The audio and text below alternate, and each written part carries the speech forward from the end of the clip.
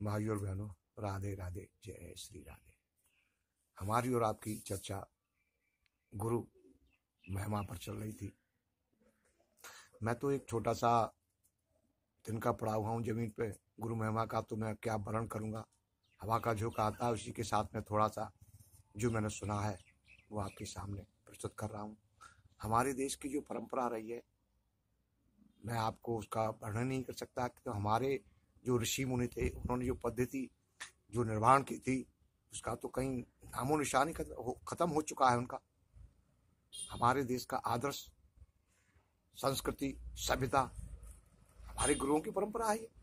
जो आज हम हैं वो हमारे गुरुओं की देन है। मैं आपको एक उदाहरण बता रहा हूँ। गुरुदेश की परंपरा आप देखेंगे ना,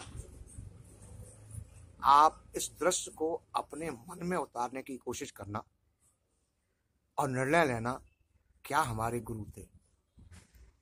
रामायण चल रही है, राजघराने के गुरु विश्वामित्र जी आते हैं और बड़ी मुश्किल से राजा कहते हैं, दशरथ जी कहते हैं, मैं नहीं दूंगा, प्राण ले लो, राज्य ले लो, लेकिन मेरे इन बच्चों को मत दो। लेकिन समझाने पर देते हैं। क्या तरासा है? इतने मंत्र दिए जिससे न भूख लगती है न क्षुधा लगती है, अतुट बल उनको मिलता है। जाते हैं और अहिल्या जैसी नारी को उनके हाथों तुड़वा दिया, उद्धार करा दिया। चारों भाइयों को एक साथ ब्याह के लाते हैं। ओह, ये सीन आप जरा इसको, दृश्य को अपने मन में जरा उतारना। राजा उनको कहते हैं, नहीं महाराज, गुरुदेव अभी नहीं जाएंगे आप। है माँ जानकी जी सुंदरता की मूरत, माँ मांडवी सुंदरता की पराकाष्ठा, श्रुत कीर्ति सुंदरता की महान विभूति, मांडवी जिनके आगे सुंदरता में कोई था ही नहीं। और सबसे बड़ी बात, महारानी माँ, बड़ी माता केकई, उनके बारे में क्या कह सकता है। अद्भुत सुंदरी कौशल्या रानी, बड़ी माँ सुमित्रा सेवा में खड़ी हुई हैं क्षण मात्र को। और 4 बहुएं, 3 महारानी, 4 राजकुमार और स्वयं राजा दशरथ जी सेवा में खड़े हैं। एक पल को उनकी सेवा से कोई बाहर नहीं होता है। और हर क्षण एक बंदा उनके पास उपस्थित रहता था। आप और इस दृश्य को जरा अपने मन में लाकर देखिए, परवश ही आपके मुंह से निकल जाएगा, क्या गुरु थे। और आज ऐसा परिवार किसी को मिल जाए, क्या कहेंगे आप। ये आप कल्पना करिए, ये थी हमारी गुरु परंपरा। और जब जाते हैं, बड़ी मुश्किल से पूरा धन, परिवार, स्त्री, सब कुछ सामने रख दिया। महाराज उन्होंने क्या लिया? अपना नेक।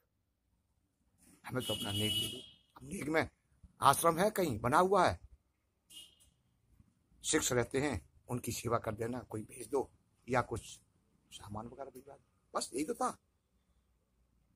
आज मैं देख रहा हूं कि पहले तो कभी कभार होते थे, राज्यों में ही होते थे, अब तो डिस्ट्रिक्टों में शुरू हो गए जी। हर डिस्ट्रिक्ट में एक स्वामी जी का एक आश्रम है। अरे कोई स्कूल बनवा दो हर डिस्ट्रिक्ट में, अनाथालय बनवा दो, गौशाला बनवा दो। ये निर्णय आपने लेना है। मैं तो आपके सामने अपने जो विचार हैं वो रख रहा हूं। क्या होगा ये आपने करना है।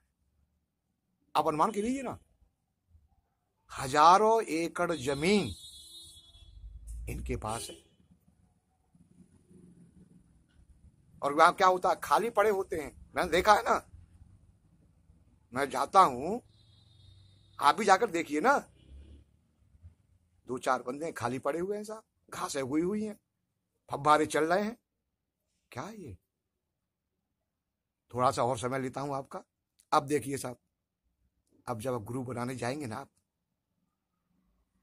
गुरु बनाने जाएंगे, माला देंगे, कंठी देंगे, धोती देंगे, थैला देंगे, टोटल 2,500-3,000 रुपये का खर्चा होता है कि नहीं होता है?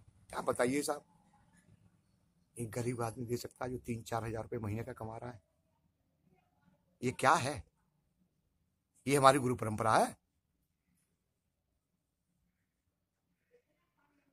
अब जो आपका स्पीड आएगा एपिसोड मैं आपको दूंगा, वो लास्ट करूंगा, क्योंकि मैं इतनी सामर्थ्य नहीं है गुरु जी के पर कुछ बताने के लिए, मेरी इतनी सामर्थ्य नहीं है। इसी के साथ मैं आपसे विदा लेता हूं। कैसा लगा जरूर बताना। राधे राधे, जय श्री राम।